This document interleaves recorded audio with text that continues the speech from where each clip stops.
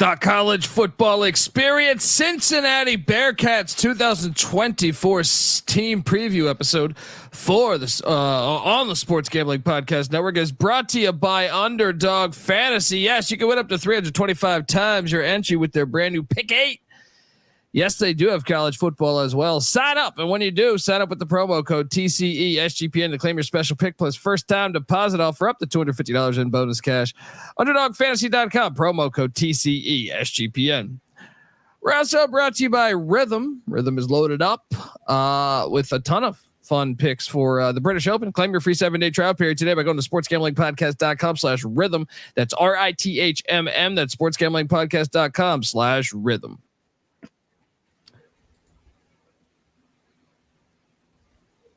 This is Dan Hawkins. You're listening to SGPN. Let it ride.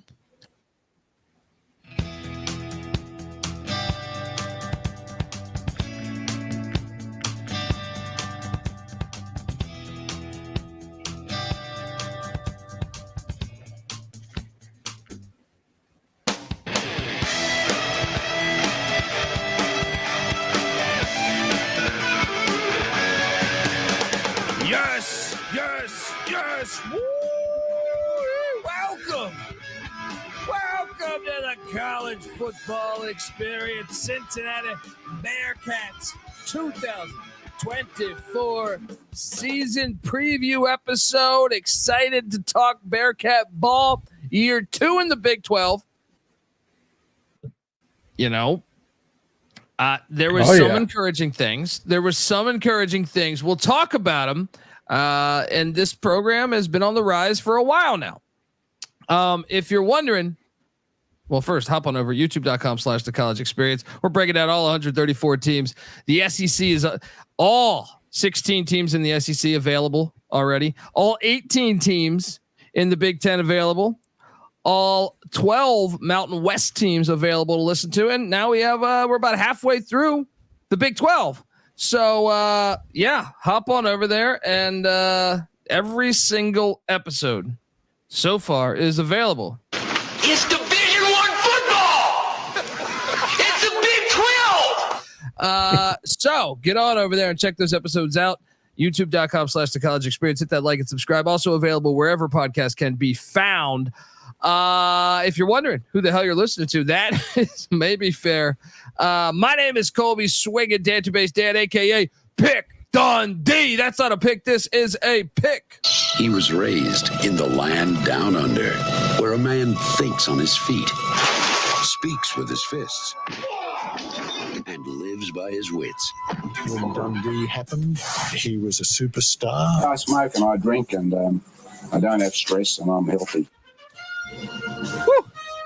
Last season for the Bearcats, kind of went the same way that Iowa State player when he tried to bong that Skyline chili and vomited all over the field. But it was year 1, new coach, jump up to the Big 12. I am joined by my co-host, who happens to be a big Cincinnati Bearcat fan. That's why we sought him out for this episode. To make sure he was on this episode.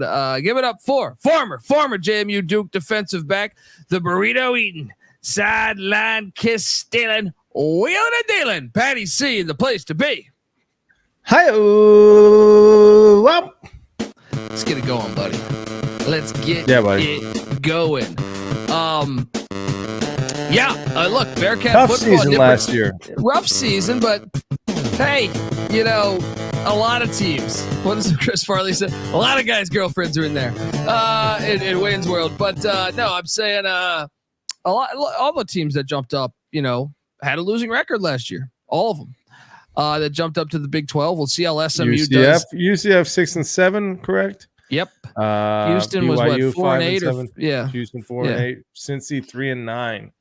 Cincy was the worst of those, but they're also breaking in a new head coach. UCF, Houston, BYU were not. How do you assess last season's? I look at this, and I have the schedule from last year up, and you're like, well, damn, you know, they lost to a good Miami, Ohio team who won the MAC in overtime.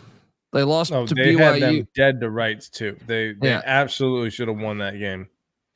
They lost to BYU by 1 score. They lost to Baylor by 1 score. They lost to UCF by 1 score. So if you were to like reverse those with 3 wins, you'd be sitting there saying, "Hey, this team went 6-6." You know, and the Oklahoma game was a little closer, I feel like, also. But I'll definitely say this: the front half of the schedule, they looked fine. They should have been 4-0. They played really well against a very good Oklahoma team. They probably should have beaten BYU. They probably, instead of 2-3, should have been 4-1.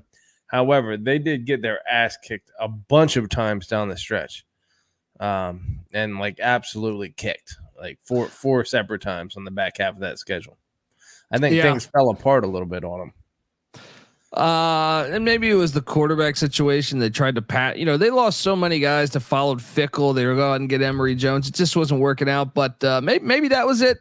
We're going to talk about it, folks. I want to tell you that you are listening to the College Football Experience, part of the Sports Gambling Podcast Network. And you should also check out the Sports Gambling Podcast because they're also getting you ready for college football with their conference previews, which I'm featured on all of them. Tune in wherever you get your podcasts or the SGPN app, which is free to download in the App Store and Google Play Store. So grab that thing. And remember, as always, folks, to let it ride. All right. Back talking Bearcat football. Patty C, I like to have you on this show.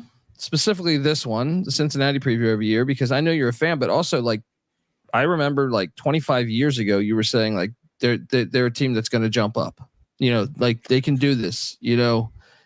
I don't know if it was 25. I think I think I really started to buy them as a contender in the early 2010s.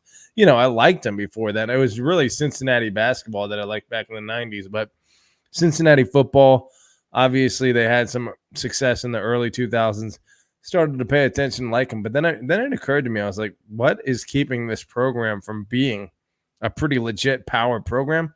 Nothing. And so, you're in Ohio, a great football state. You're in a city. And you have, you actually have Ohio's just football history, and even Nippert Stadium's like a classic stadium. A lot working for you there.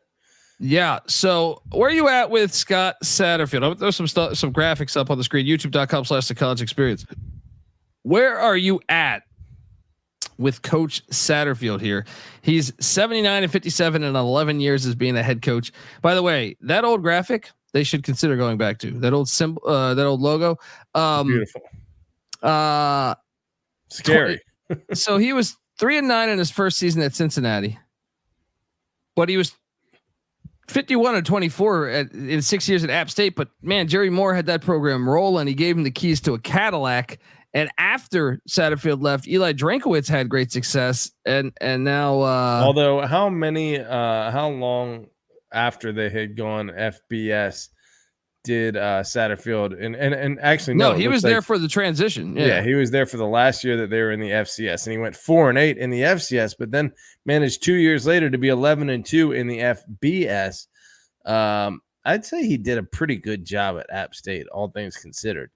Sure, but they had won 3 national championships in the previous coach. That's all at the FCS level. But if you go, I mean, basically, he didn't have a single losing season at the FBS level with App State.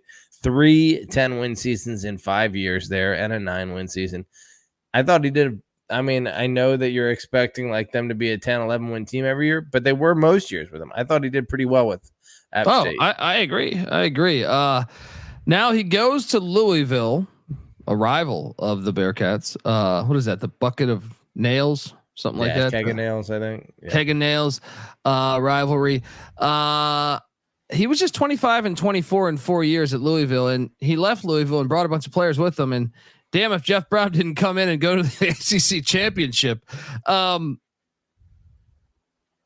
are you at with that? Well, on that note, it does seem like he didn't quite, I mean, they improved after year one. Obviously, they had a good 8-5 season, but then they regressed in year 2, but improved at year 3 and year 4 from year 2. So, I did see progression with that team, although they did have, who was the mobile quarterback that kind of had a Lamar Jackson type of streak. Cunningham. Malik Cunningham. So, I mean, it's tough to gauge how much of that is because he had quarterback continuity. And obviously with a guy like that, that is going to lead to more wins year after year. And how much of that is actually what he developed the program into.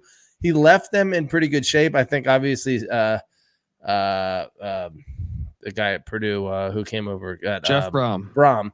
Brom inherited what you mentioned, obviously a very easy schedule year one, but he's also a hell of a coach. He took Purdue to the Big Ten championship game. I think Satterfield, to me, has a lot still to prove, especially, at this level. At the Power 5 level, he hasn't shown anything yet. Yeah, basically at the Power 5 level, he is 28-33, so below 500. But cannabis not cappers, to mention that. Sorry, real quick. There was a lot of terrible plays, a lot of mistakes. They were a mistake-prone team last year in a major way. I was dumbfounded that not only Cincinnati hired him, that they actually paid, because he was about to get fired by Louisville. Yeah. And they paid for him to come to Cincinnati. Now, look, I do believe he should be a head coach again. That was my thought after Louisville. I didn't think he did an awful job at Louisville, but I was surprised that someone went out and paid for him, because I figured he'd be a head coach again on the Group of 5 level and then maybe get back to the Power 5. To have a team jumping to the Power 5 that said, hey, you know what? Let's pay for this guy to come here. As far as getting him out of his contract, they had to pay the University of Louisville some money, which is a little bit weird. I mean, when you think about his last year at Louisville, he went 7-5. They did end up playing in the Fenway Bowl and beat the crap out of Cincinnati. So I don't know if you can give him Satterfield credit for that, but both his teams had no coach. Yeah, I don't know what to make of that. About that, but either way, a 7-5 season is a tough season to get fired at a place like Louisville. I guess they have higher expectations than that. It's because he lied to them about interviewing with South Carolina. That's right. And also they knew Brom was going to be available potentially. So True. Brom being a Louisville guy. But like Cannabis Capper says in the chat, folks, feel free to hop on over, talk to us in the chat about this. Is he on the hot seat just in year 2? No, right? No, I think that contract is probably forcing them. The buyout is decent. So I almost feel like he's definitely going to get 3 years, but right. Yeah, I would say, Cincinnati really kind of screwed around in terms of hiring a coach. I know Gino Gadugli was another name that was, being thrown around there, but former Bearcat QB. Yes. Yeah. Didn't have the national cachet since he's never coached as a head coach at any level. So, Deion Sanders was an option. They just kind of phoned it in with Satterfield. I think we were saying Rich Rodriguez at the time. Could have been good, There was a few that I thought made a lot of sense, but Urban Meyer's a graduate from the University of Cincinnati. Yeah, that's one of their own. So yeah. But it is Satterfield. The OC is Brad Glenn. The new DC is Tyson Velt. Or is it Veit? Veit, is it? I don't know. I don't know. Yeah. Either way. Yeah, I mean, it's a big year for Satterfield. I'll say that. I don't think he gets fired even if he had another 3-9 season. I think that money would be a little too tight there. But I'm actually seeing Gadugli as the no. Did he leave as the OC? Did they bring in someone else? Oh yeah, I think you might be right. Did I fuck that up? I'm not sure. It's Brad Glenn. Okay. Website's not all coordinated at this point. You got me rethinking my ink over here. You know what I mean? But anyway, folks, look, we're going to dive into the Bearcats offense, defense, special teams, go game by game on the schedule. But before we do that, I want to tell you the college football experience is brought to you by Underdog Fantasy. Yes, Underdog Fantasy just launched their college football best ball product. Oh, I don't think I've ever heard of college football best ball. That is why I'm super excited. We're going to have some episodes dedicated to this. First place wins $20,000. Whew. Plus, the higher lower pick 'em. Pick 8 allows you an opportunity to win 325 times your entry. You can now use specials and boost on all flexed entries. I can't wait to make a pick 8. Let's get on over there. Don't miss your chance to try it out before it's gone. Sign up, and when you do, sign up with the promo code TCESGPN to claim your special pick plus first time deposit offer of up to $250 in bonus cash. Like I said, college football, college basketball, they kill it. There's the sharpest edges. I really think you can take advantage if you know college ball here. Now, I know it's the dog days of summer. I'm playing MLB, UFC, CFL. Underdogfantasy.com, promo code TCESGPN. We're also brought to you by Circa Survivor and Circa Millions. Yes, Circa Sports is back with Circa Survivor and Circa Millions, giving away $16 million in guaranteed prizes. And of course, Circa contests have no rake because Derek Stevens is a hell of a good guy. Look, Circa Millions, pick 5 NFL teams ATS each week and compete for $6 million or survive the NFL gauntlet to claim the $10 million prize. Sign up in person at Circa Sports between now and September 7th and use a proxy to play from anywhere. We even have a deal with footballcontestproxy.com to save you $50 with the promo code SGP. If you don't have a trip booked for Vegas yet before football season, may I recommend Ultimate Contest Weekend? It's a great time to go out. If so, you can hang out with my pals, Stacking the Money Green and Ride Real Money Kramer, and enjoy some of the open bar events at the greatest sports book in the world, August 22nd through August 24th. All right. We are back. Seth, shout out to Seth in the chat saying if Rich Rod would have went to Cincy, the WVU Cincy games would have some real juice to it. Yeah, and I'm hoping that rivalry develops. I kind of like that moving forward. But Patty C, you've been a hardcore Bearcat fan over the past couple decades. What's the loss here? What do you think of that logo there? Should they go back to that one? I mean, that's fire too. Yeah. Tough to miss when you got the red and black and a mascot like a Bearcat. Yeah. What would be the most embarrassing loss there though? Getting housed at UConn seems terrible. Getting destroyed by Temple. There are some bad losses on there. Losing to North Texas. Yeah. Jeez, they lost to UAB twice. Yeah, a little home and home. You can't fuck with the Blazers. All right. They lost by 4 touchdowns to a MAC team in Miami, Ohio. Dude, they've had some bad losses. That's a rival.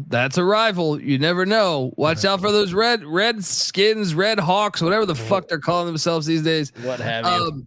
All right. I like to do that for every team that we preview. Just try to find the most, normally you want to hype up the team. Yeah, you gotta humiliate everyone a little bit. I want to bring them down. Say, remember this misery? I love sports misery. Patty C, the offense. What do you think of that logo, by the way? That logo there. Quite hilarious. Also awesome. 84th in the nation in scoring per game last season. 24 points per game, pretty much. 24.1. That was third worst, I believe, in the big. This is one of the most glaring discrepancies.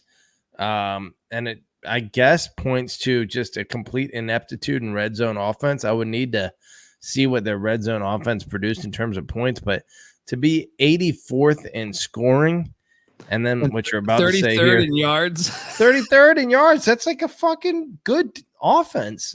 Yeah, it's like I read that earlier as I was building this graphic, and I was just like, well I don't get bring the head cold, but get my Lou Holtz on.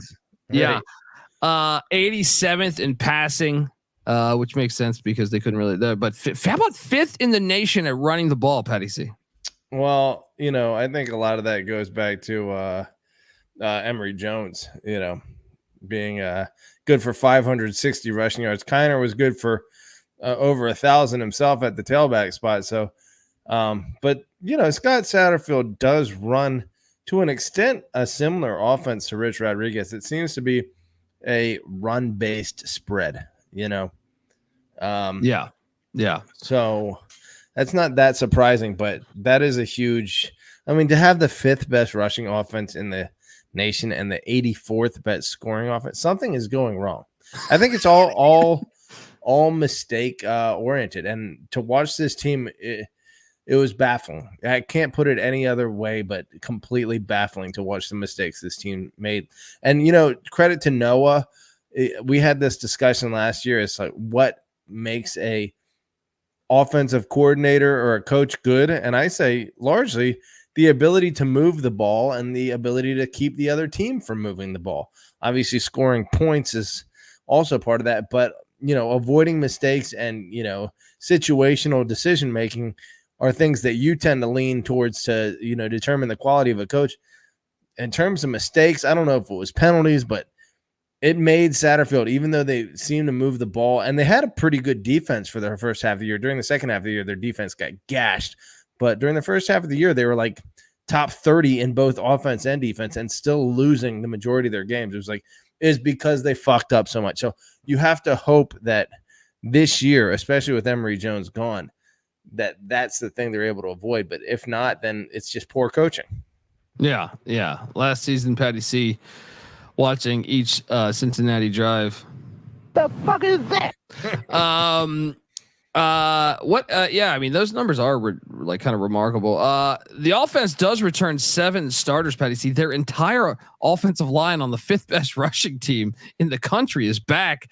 It's crazy. I was doing this exercise. Had you not, this is why I love previewing every team. A lot of people say, like, Colby, you're a maniac to preview every team, which can be true. But I blindly was like, I think Cincinnati's probably the worst team in the Big 12 going into this year. Right. If you had just asked me without me diving in and researching for a few days, 7 starters back and your entire offensive line, and Corey Kiner, the former LSU Tiger running back, who was pretty darn good last year, and Xzavier Henderson, the former Florida wideout. He was their top receiver, 58 catches, 782 yards. And losing Emory Jones is like addition by subtraction. So although Sorsby only 57% completion percentage, but 15 touchdowns to 5 interceptions. You take the 3-to-1 touchdown interception ratio most times. He also played in the Big Ten East. Yeah, that's true. He got Michigan, pretty good Ohio State, Penn State, and even Rutgers' defense was pretty fire. Yeah. Buddy, I'm kind of intrigued. Like, I'm going through this and I'm like, oh shit. And bringing back your whole O-line. And then some of the moves you made in the portal. Now they did lose some guys. Miles Montgomery, a running back, headed out to UCF in conference. Donovan Ali, who at one point for Washington State a few years ago, I thought was a pretty solid wideout. He heads to Colorado State, and Jay Norvell. Shaman Mateer at the tight end spot to Arizona State. He was a guy that kind of played pretty well last year. And then some reserves on the O-line, but those are big losses. Dude, they Miles added Montgomery was a big loss, 428 yards. Like you said, Mateer, 23 catches. These aren't guys you just make up necessarily. What did Ali do last year? Do you have that in front of you? I didn't make Donovan Ali, the wideout? Wideout. Let me see if I can pull that. I don't see him on the stat sheet. So see, all right, maybe he got injured. I'm not sure. But to go out in the portal and to land, I mean, Sorsby from Indiana, we'll find out about. But I tend to think you can't be worse than what Emory Jones was doing last year. But it is uncharacteristic for him to have kind of he normally has a mobile quarterback. You know what I mean? Yeah, that seems to be his approach to it. And Sorsby certainly not that. Emory Jones, all things considered, Emory Jones, 61% completion percentage, 18 touchdowns, 10 interceptions, and like we said, 560 rushing yards. So really, he had a better pass completion percentage than Sorsby, who was only 57% last year. I still say playing. Sorsby had 276 rushing yards. Yeah, right, I mean that's actually more. That's way better than I would have thought for Sorsby, because typically, unless you're a running quarterback, you're usually a negative just based on the sacks alone. So for you to get 274 by season's end, maybe Sorsby's got better wheels than either of us are realizing here. Yeah, well, I can tell you this: your running back room is going to get you had Corey Kiner. Now you get Chance Williams from the Georgia Bulldogs. You get Evan Pryor from Ohio State. Okay, I'm buying in. And Tony Johnson at the wideout spot comes in from FAU. Tyrin Smith at UTEP was a DFS play we did a lot. I like that get. Jamoy Mays from UAB. Francis Sherman from Arkansas tight end. And Joe Royer from Ohio State at tight end, who's penciled in to be a starter. And I did the Ohio State pod, our preview, but let alone our preview. I was a guest on an Ohio State pod, and they actually seemed like they kind of missed. They were surprised that he left, and they're like, "Damn, he's going to be a beast at Cincinnati." So, well, that Tyron Smith dude is projected as a starter 2 years ago. 71 catches for over 1,000 yards. We played him in DFS all the time. Yeah, he's a water bug. 5'7", 165. I'll be on the lookout for him, dude. You return your whole offensive line. I mean, I don't know about the wideouts, I guess, or Sorsby. I kind of like the wideouts when I think about Smith and Henderson, but we'll see how he does. I know they also have Tony Prater. Johnson from FAU. Prater's still there, right? He's got one more year, if I'm not mistaken. Is he? I'm not sure about that. Check that. I'm not sure about that. I don't think he is, buddy. But either way. I think this is like the running back room, certainly talented, and I'm kind of buying in with all those returning starters there on the offensive line. Before I get to the defensive side of the ball, I want to tell you, our lads is saying Prater is a starting receiver projected. Oh, so yeah, former Mr. Ohio. Got really? Some guys. I didn't see him projected, but he was a quarterback that converted over. Yeah. Yeah. I'm not seeing him projected on the things I did some homework on, but hey, who knows? That's the off season with the portal and everything. Tough to keep up. Yeah. Folks, want to tell you the college football experience Cincinnati Bearcat previews brought to you by Rhythm. Yes. If you're not checking out the AI picks and props from Rhythm, you are missing out. Use for golf right now, it's the British Open going on. They got everything for you, not just outright winners. They got picks top 5, top 10, top 20. You could use their AI caddy to get some great data insights. You can even customize your own golf betting model using Rhythm's tools. Check it out. Claim your free 7-day trial period today by going to sportsgamblingpodcast.com/rhythm. That's sportsgamblingpodcast.com/RITHMM. All right, we are back. Shout out to Chad G. Long-time listener, hell of a good guy. Just painted and got a new TV for the office. This is the first show on it. There we go. Breaking in that television, right. Correct. YouTube.com/the college experience. Patty C, the defensive side of the ball. There's a new defensive coordinator in town, 100th in the nation in scoring per game last season. They were giving up 30 points per game. That was third worst in the Big 12. 93rd in yards, 69th in pass defense, which was fourth best in the Big 12, but the rush defense, 108th in rush defense. That was bottom 4 in the Big 12 a season ago. Bottom 4. Were you surprised by how bad the run defense was? Yeah, I mean, especially like I said during the second half of the year, kind of tuned out on them once they started getting housed by that amount. They were just getting destroyed by everyone. It wasn't competitive.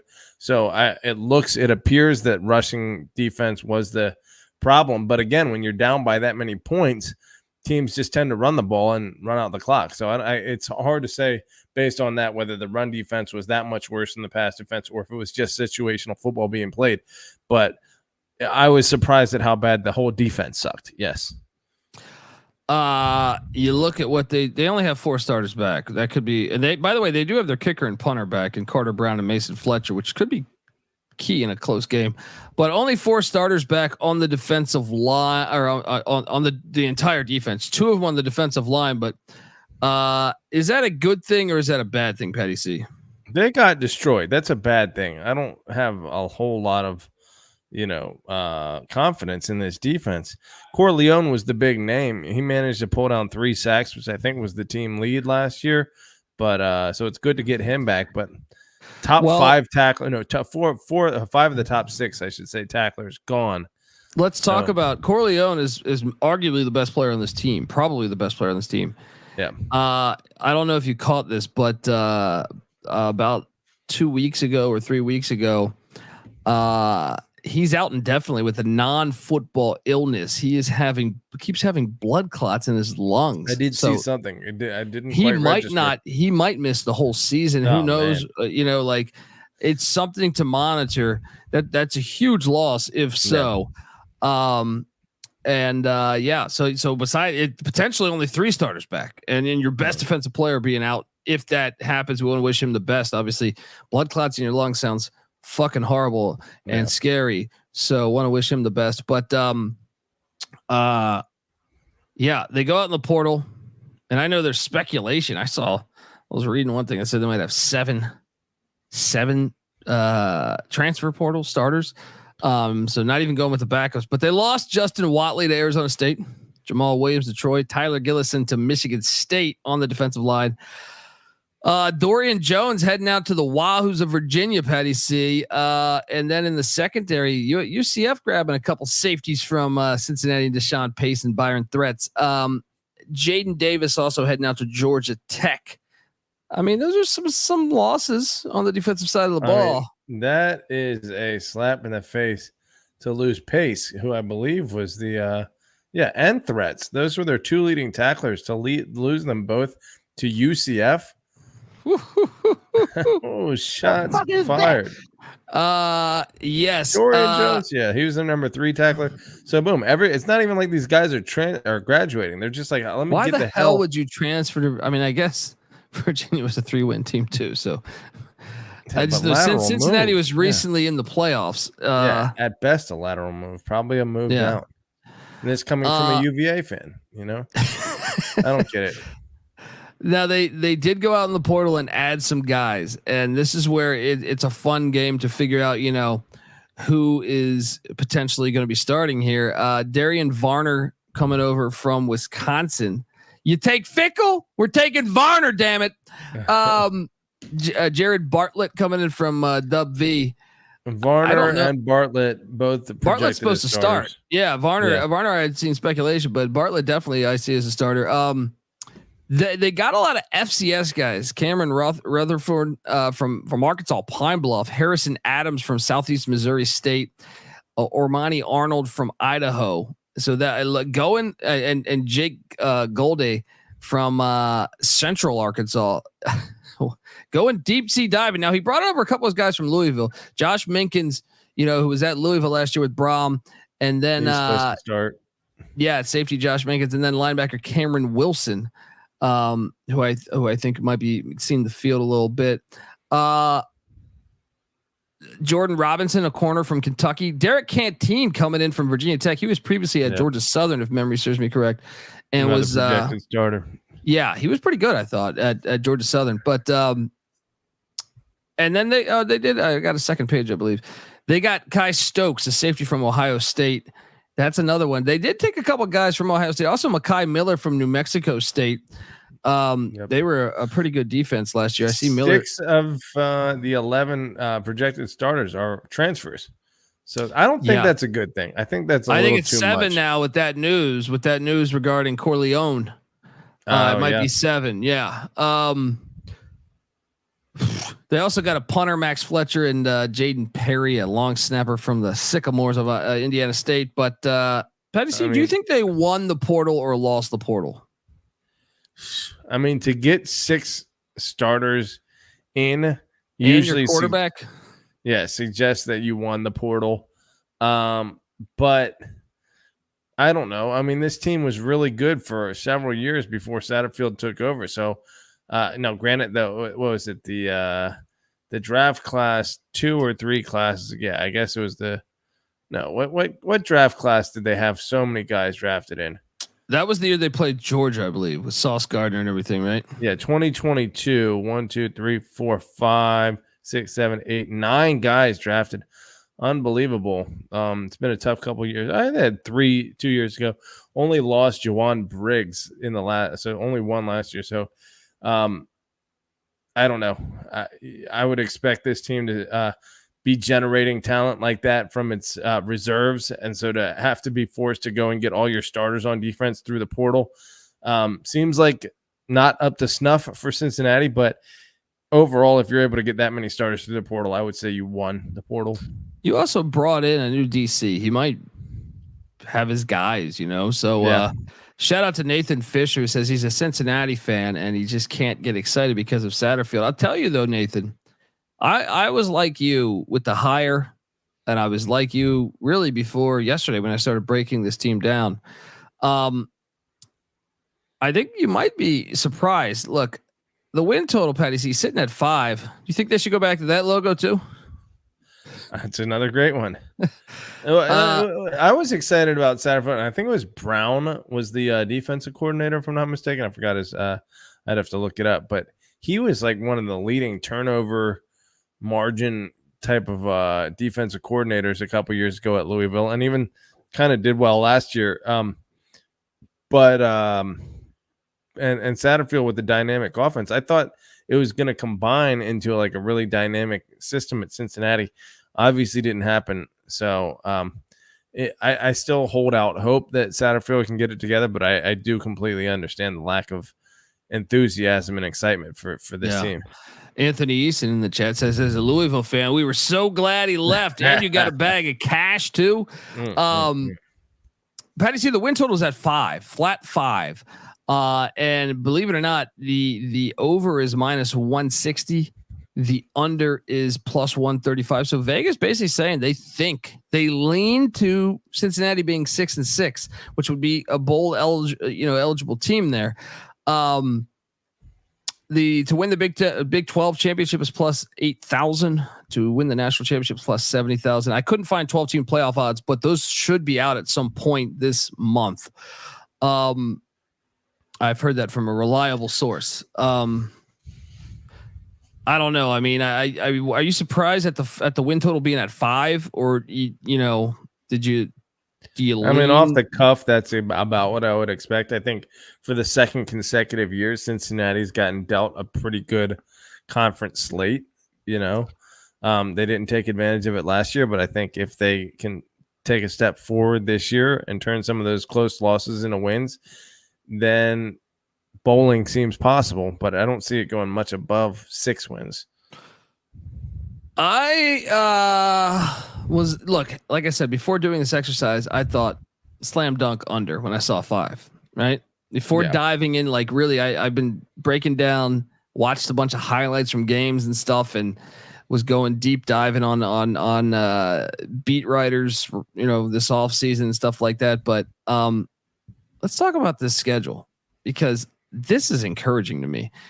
I think if you're a Cincinnati fan, you look at, first, I think all 3 non-con games are winnable. Towson, Pitt, and Miami, Ohio. Now, Miami, Ohio did return Gabbert's back for his 75th year, and it's in Oxford. But Patty C, if you're in the Big 12, if you told me, I like Colorado, and if you told me, hey, you get Houston on the schedule, you get Arizona State on the schedule, and to me, I would also want, TCU on the schedule. Especially at home. That's what I'm saying. I would want West Virginia, believe it or not. I think West Virginia is a good team, but I think that's a winnable game still.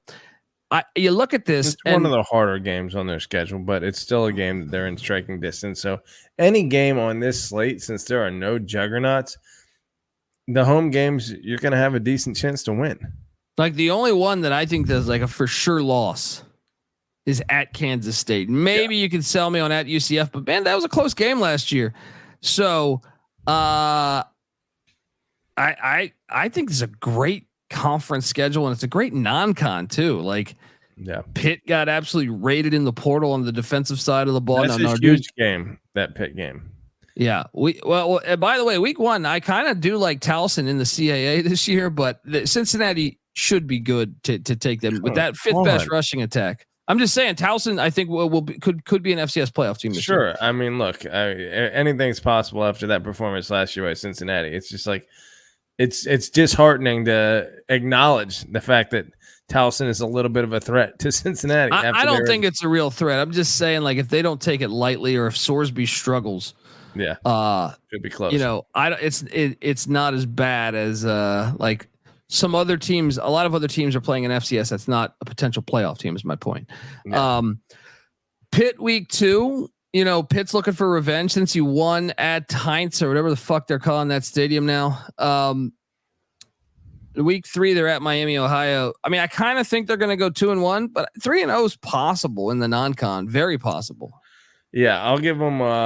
It's either 3-0 and they lose their next 50-50 game, or 2-1 and they win their next 50-50 game. But I do think, dude, there's a decent shot Houston. They could be 4-0, man. Yeah. Well, I mean, I'll say 3-1 after 4. I will too. I'll say 3-1 after 4 too. Then they head to Lubbock, the Tommy Tuberville Bowl. I'm hyping that. No one else is following me on that. I remember Texas Tech fans were so dumbfounded that he left a sitting Power 5 job for Cincinnati. And then Cincinnati ends up making the playoffs before Texas Tech, and also now in the same fucking conference. That's why he's the governor. I'll say this one's a loss. This is just a far fucking trip. You're going to the deserts of Texas, and it's just this one's a loss to me. Yeah, this is the first flat out like I feel pretty solid about this loss. The rest, the other ones that we've talked about, I'm just assuming that maybe Pitt or Miami, Ohio get them. They get a bye week on October 5th. So 3-2 at that bye week for both of us, potentially 4-1. Then they head to the bounce house or the moon bounce, whatever the fuck it's called down there in Orlando to take on UCF. It's a close game a year ago, but I think UCF's a better team this year. KJ Jefferson coming in and some of the other guys they got in the portal, I thought I thought they really did a great job in the portal. Even Cincinnati knows about that with their safeties. So I got UCF winning that one. So that puts them at 3-3 for me. Yep. How about you? Yeah, I'm right there with you. Yeah. Tough pill to swallow because UCF fans do talk a lot of shit, but I have to put them ahead of Cincinnati, especially in the bounce house. Then they're home to Arizona State. I think it's a win. This is a win right here. This is a win. I mean, maybe I shouldn't say everything's a guaranteed win, but I feel pretty good about Cincinnati's chances here. Yeah, I feel like Cincinnati as a program, even though last year was a dud, still has more forward momentum than Arizona State does, and probably similar talent. So that would put them at 4-3. They head to Colorado, to Boulder, Colorado. I favor Colorado, but like I said, it wouldn't shock me if Cincinnati won the fucking game. You know what I mean? Like, not at all. Put that on a almost on a 50-50 level. You know, I mean, I just think the fact you got to go to Elevation, it's a far ass trip, and I'll give it to Colorado. Yeah, that would put them at 4-4.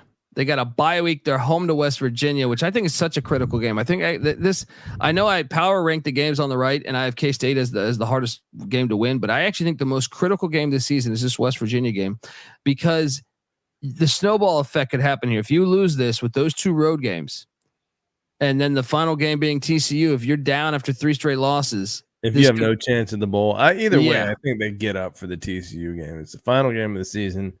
Even if it's a disappointing season, I think they get TCU at home. Nippert has been a tough place to play. And this is a failure. They should be playing West Virginia in the final game of the season. And it's fucking this all up. Why is this so hard? They're so stupid. I just one phone call. All right. I can do this for you in 10 minutes. West Virginia, Cincy to end the season. You're like Donald Trump with Putin. You're like, give me 5 minutes on the phone. I'll end the whole thing. Colby will fix all the college football. This isn't rocket science. Like, look, BYU and Utah should play the final week of the season. They only did it for like 100 fucking years. Instead, you like put it randomly throughout the season. Cincinnati, to me, you're trying to build rivalries in this brand new Big 12 because none of the teams have a history together, with the exception of like 4 that used to be in the Big 8, which is like West Virginia. Cincy was the one everyone circled. They're like, that's why this works. That's why Cincy's a good fit. They will make a good rival with West Virginia. It's so dumb. Yeah, and TCU. Why don't you put them with like Baylor or Texas Tech to end the season? One of their rivalry games. You put Colorado with one of the old Big 8 schools, which they did. They gave them Oklahoma State. Yeah. I'm okay with that. This is where Yormark is a businessman and not a football guy. Patty C, do you have them beating West Virginia at home on November 8th? I do not. I don't either, but I think it's winnable. Yeah. I think it's winnable. So that would put them at 4-5. Then they're going to they're going to both the Farmageddon schools at Iowa State and Ames. Look, Iowa State lives and dies by the sword. Every game's a 3-point game. It's winnable. It's still winnable, but I favor Iowa State, but not by much. Let me ask you this: Tyson Vate coming over from Iowa State as the associate. Is that an edge? Yeah, who's that? Who's the edge to? Is it to Matt Campbell or is it to Cincinnati? I don't know. I tend to think that's an edge to Iowa State, just because if Cincinnati, if he's just still putting in the more like rudimentary parts of his defense, and Matt Campbell's seen that shit 100 times, it's like, just chew that up, But fortunately for Cincinnati, it's late in the season, so they'll have had a chance to ramp it up. But I'm reminded of Kirby Smart versus Dan Lanning in Game 1 at Oregon. It just annihilates them. Do I think that would have happened at the end of year one? No, but week 1, 49-3. Now Cincinnati, like we said, has a lot more time to get this defense ramped up. So, but still, I would say advantage Matt Campbell, and the fact that it's in Ames. Yeah. Followed by a trip to the Little Apple, Manhattan, Kansas. They're going to lose both, right? Yeah. And then they're home to TCU. They beat TCU. I'm not high on TCU this year. We have them at 5-7. Well, here's my thing. I lean over because I think we have them at 5-7. Flat 5. Vegas says. It's flat 5. But dude, we're guessing that they lose to Pitt and Miami, Ohio, or Miami, Ohio. One of the two. Right. I think that's like they could easily be undefeated in that stretch, which would put them at 6. I also think we don't know the Colorado game. We don't know the West Virginia game. Those are winnable. They're still winnable. Well, let me ask you this: Does like adjusting to the Big 12 and knowing what the 12 game slog challenge in front of them is, are they better prepared for that this year? Do they, Well, they're better prepared for it just because they know what their coach wants. I always feel like year one coming into a coaching change. Now, I know that's a little different. You can bring your whole fucking team these days, but I just feel like, yes, they're going to be more equipped for it this year. Yeah, I agree. Now, does that give them a full 3-game improvement on their win total? I don't know, but I am definitely leaning slightly over 5 wins, dude, more so to 6 than to 4 for sure. Yeah, I agree. And I actually think if you're talking best case scenario, I think they could win 8. Well, yes, explain that one. Okay. Towson, Pitt, Miami, Ohio, Houston. They start off 4-0. Yeah. Right? Yeah. They get Arizona State 5-0 or 5 wins there. Right? Yeah. Colorado's winnable. That could be 6. 6-2. You get a bye week. You're hosting West Virginia. I think that either West Virginia or Iowa State you could get, and then you end the season with TCU. Yeah, 8-4. You're right. If everything comes together really well, but again, if we're talking about Scott Satterfield's ceiling, even in the first year at Louisville, they were 7-5, but won their bowl game. So in his 4 years as a Power 5 or Power 4 at this point, head coach, yet to win 8 games in the regular season. So I think 8 is expecting a lot from Satterfield, but 7 is reasonable. But the ceiling, you're probably right. My ceiling is 8. To play devil's advocate here, though, my floor, yeah. Honestly, man, the floor is 2 wins. Towson and Miami, Ohio, or Houston, one of the 2. Or Houston, yeah, Towson, and they'll find another one somewhere in there. Or maybe Towson and Arizona State. Maybe Willie Fritz out coaches them, and it's not cold then. It's anything like last year, they will snatch defeat from the jaws of victory. Repeatedly. That's what makes the Big 12 so entertaining this year, though, is I really, when I went through this exercise, I kind of sold myself on Cincinnati being a contender.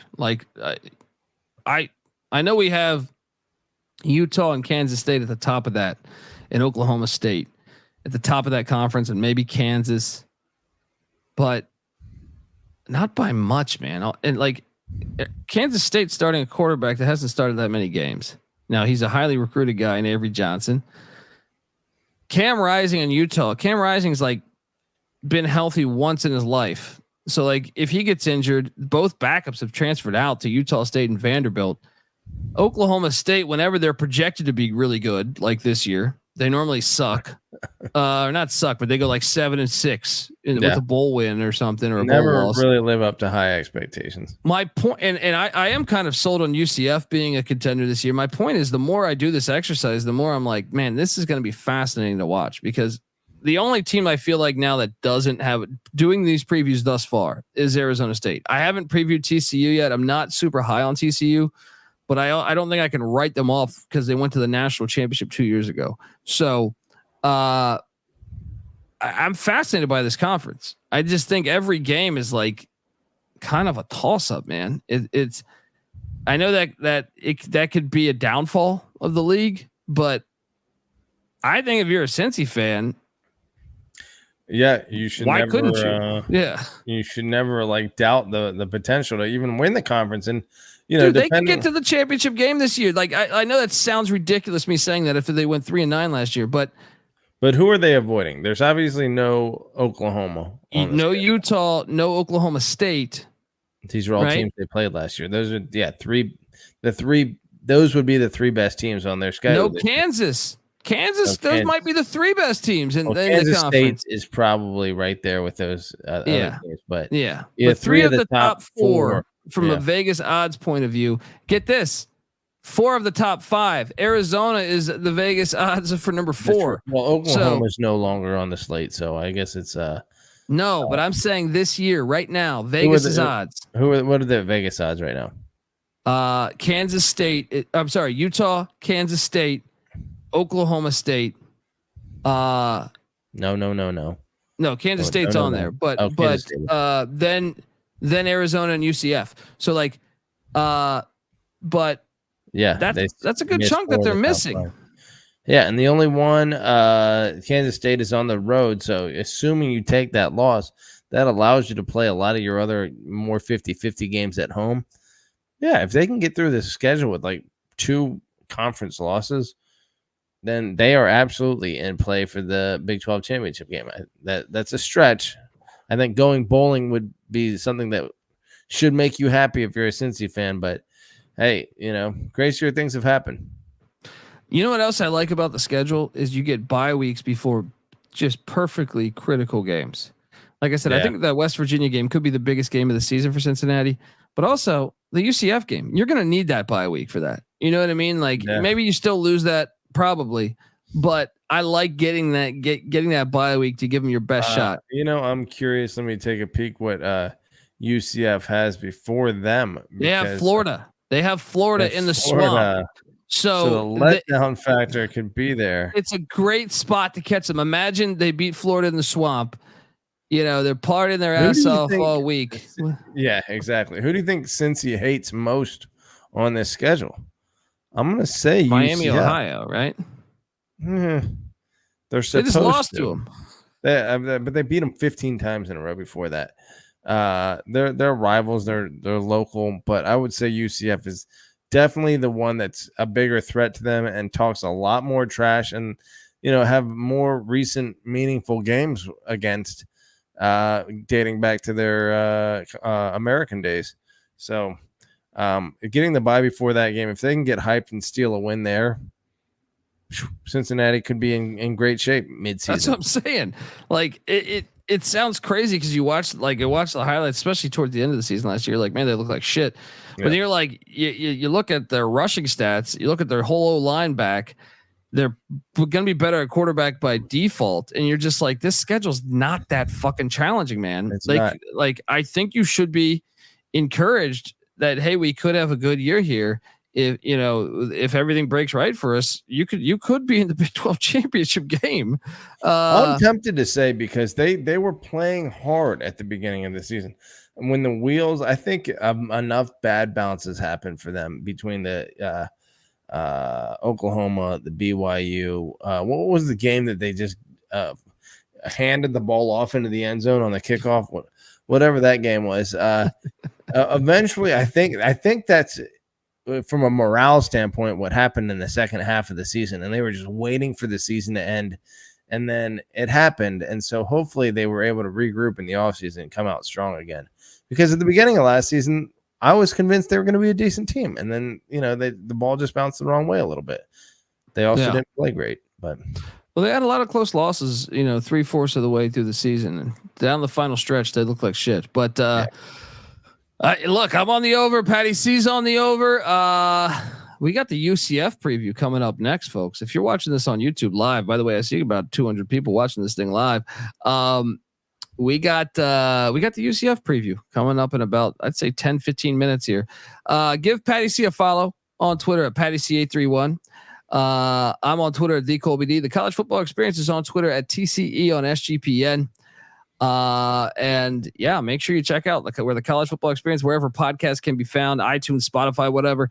And actually, if you can go to iTunes and give us a 5-star review, chat, get on over there, give us a 5-star review. We need that stuff.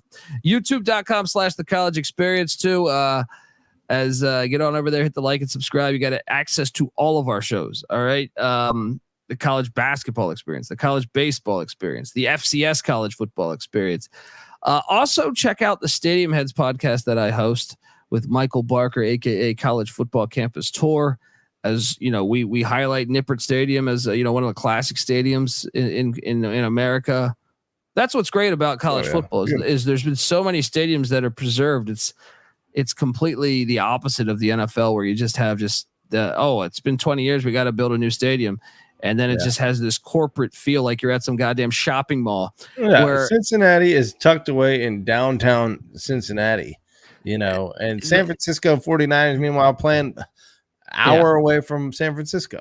All those teams doing that shit, man. It's like the Redskins are out in Landover, wherever, that's just the great part about college football. You can't do that. I mean, I guess the University of Miami can, but pretty much everyone else needs to be playing on or close to campus. Well, dude, and that Stadium Nippert, man, the Bengals used to play there back in the day. It just has history, man. It has that's what I love about it. You're scoring, you're scoring in the same end zone as the same guys that played on the 1930 team. You know what I mean? And I think that's fucking fantastic. I think it's awesome. I think it's one of the reasons why college football is so much better than the whatever pro form we have. So check out the Stadium Heads podcast. Also grab the SGPN apps. It's free to download in the App Store, Google Play Store. Until next time, folks, this is the College Football Experience. You better start thinking about yours. And we out of here. Run,